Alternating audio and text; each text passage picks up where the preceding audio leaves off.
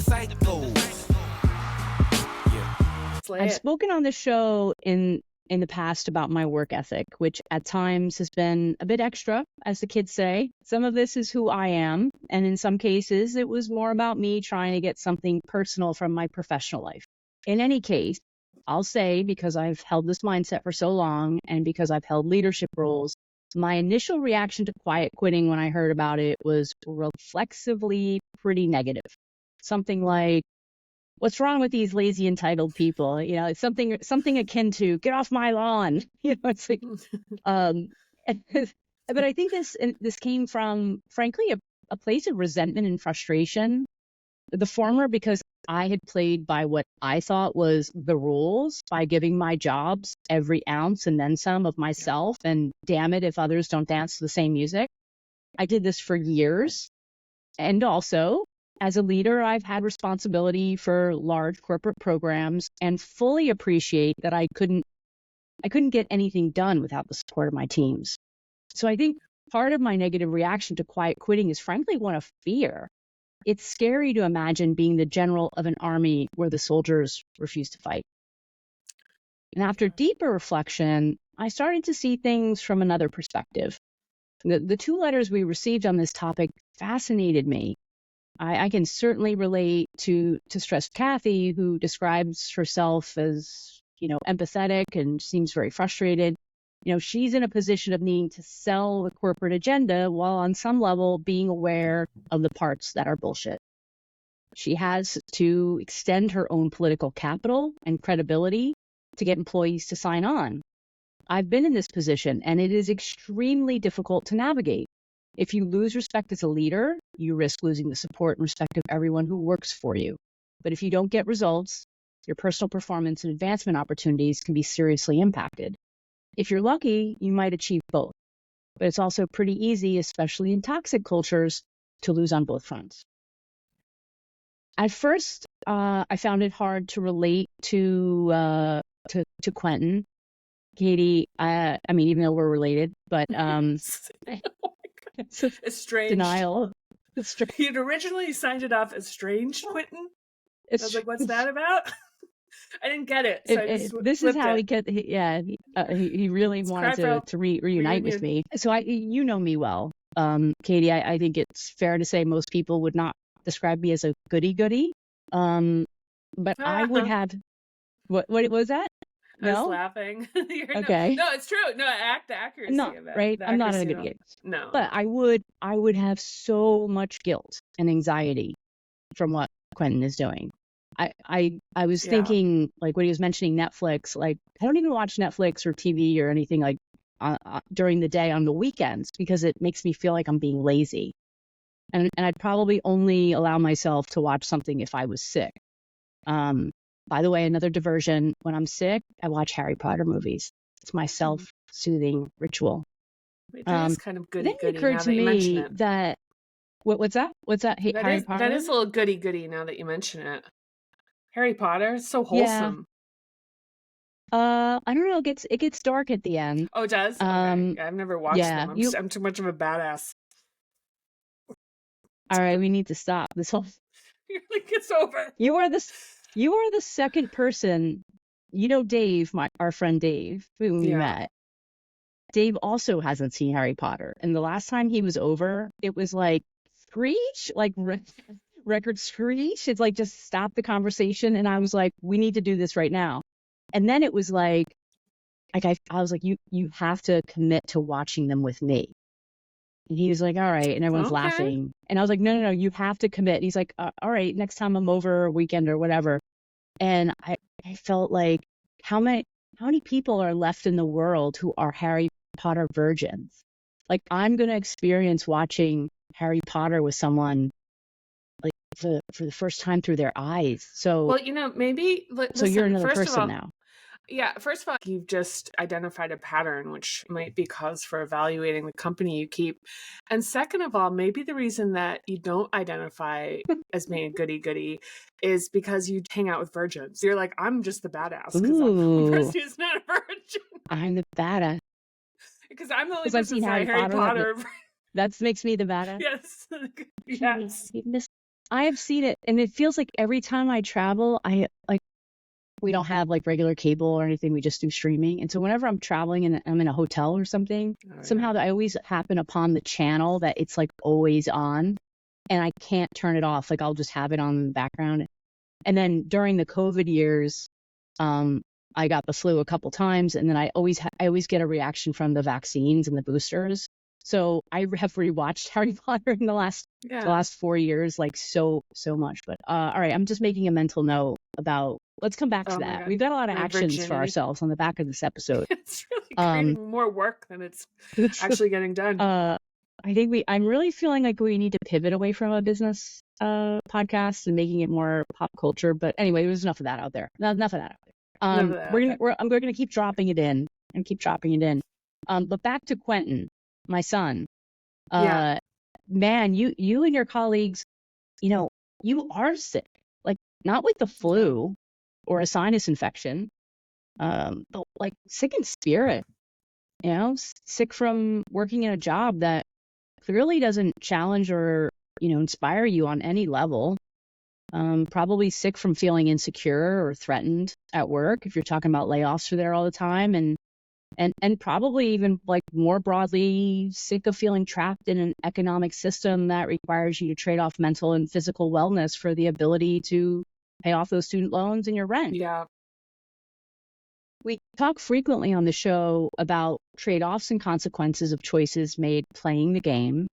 And the reality is most of us don't have trust funds to live off of. We're all trying our best to navigate the world while trying to listen to our true inner nature. And there are moments in this journey where sometimes our instincts take over and decide for us. I found it interesting that Quentin kept commenting and sort of worrying about being perceived as lazy.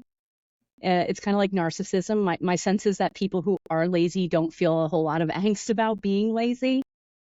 Quentin also noted that his performance reviews have been positive, indicating that his manager didn't experience him as lazy either. But still deep down, there's that guilt about what you're doing and seeking validation. I don't think there's any issue about laziness here. And that, by the way, as an ethics test, because I do value ethics, I'd pose the question of whether, there's fraud occurring, meaning, are you accepting compensation for work promised but not delivered?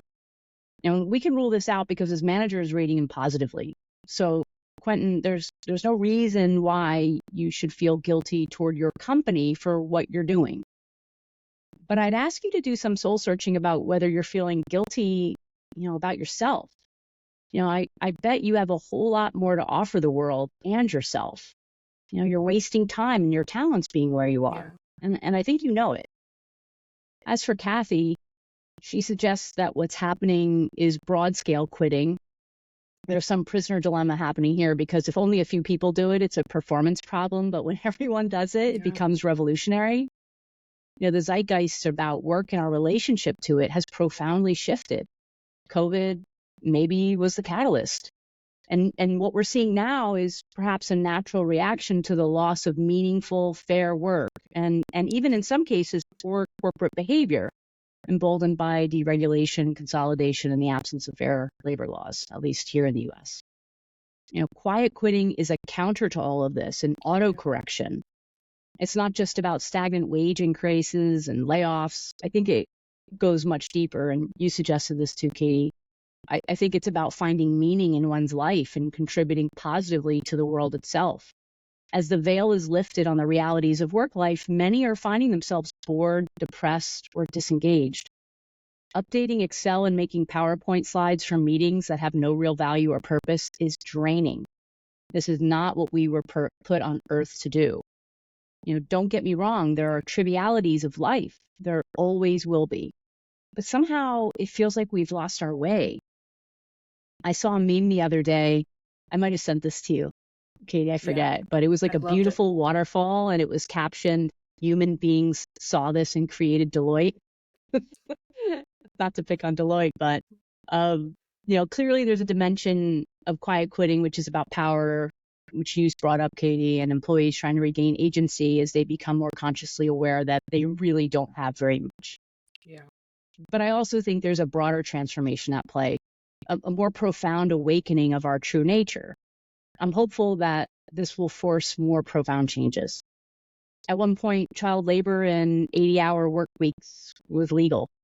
Hopefully we're ready to take the next step to evolve workforce norms. As a sort of as a continuation of talking about folks that are at points in their career where their skills and their capacity just isn't where you'd expect it to be based on their tenure and years of experience. One of the other things that I see with that is they know it. Like, it's not like they're oblivious, and the anxiety that provides creates a compounding effect where they know they're at a job, and as every month, quarter, year passes, they're becoming less capable of being able to go to another company and be competitive. So it creates even more like the walls closing in, the sense in quiet quitting, where they've given up, and it's kind of like, but to what end? And so the despair, there's kind of like, it's quiet despairing, is like kind of like an undercurrent in it. And I've yet to see somebody who's quiet quitting that feels like they're really winning at life. Like, there's creating more challenging work environments and meeting your team's evolving needs. It requires a lot of energy. So my hot take, get ready for it, is leaders who aren't adapting to engage and grow their people are quiet quitting at the leadership level. Psychological safety. I think it's Paul Santagata in 2017. He led a Google study on like what creates a high performing team, like what are the factors. And it was revealed that creating psychological safety in a team is paramount. And at Google was the ultimate determinant of the highest performing teams. So creating psychological safety in teams is about fostering an environment where people feel safe to speak up, make mistakes, take risks without fear of judgment or retaliation. And they listed in the Harvard Business Review article on it, they listed, I think it was 6 criteria. So it was like, increased self-awareness. This means leaders are demonstrating vulnerability. For one, that was I think the introduction of that term in the corporate ether. Facilitate participation. Encourage contribution. So design team rituals, establish routines that promote collaboration, brainstorming, debriefs, and maybe even just fun things that are part of kind of building a sense of unity. Establish adult rules. Treat team members with respect, set clear boundaries, candid policies, reward positive behavior. This is a big one. A lot of times it's just a stick, not a lot of carrot. And recognize and celebrate actions that foster trust and safety. And the last was hold team retrospectives. So regularly reflect on team dynamics and address any issues that arise and be continuously adapting. But here's the catch. None of this matters if leaders don't feel safe themselves. That's why many haven't implemented these methods. Even after the buzz around psychological safety began years ago, leaders who are disengaged or fearful, they can't foster these environments for their teams. The question is, are leaders contributing to the rise of quiet quitting by not addressing their own safety and well-being? If they don't have the energy to lead from a place of psychological safety, they might be inadvertently perpetuating cultures that suppress human dignity. And in turn, quiet quitting becomes an outcome of that very suppression. In the end, it's about creating spaces where everyone can thrive. And that starts with leaders feeling empowered and secure enough to model the behaviors they want to see in their teams. And if you're not willing or able to create better work environments, well, then you get what we're seeing. Hey, fellow psychos, if you enjoyed the show, please click like, subscribe, and share it with other psychos you know. We'd also love to hear from you, so please hit us up on our socials. We're at Business Psychos Pod on Instagram, YouTube, and Facebook.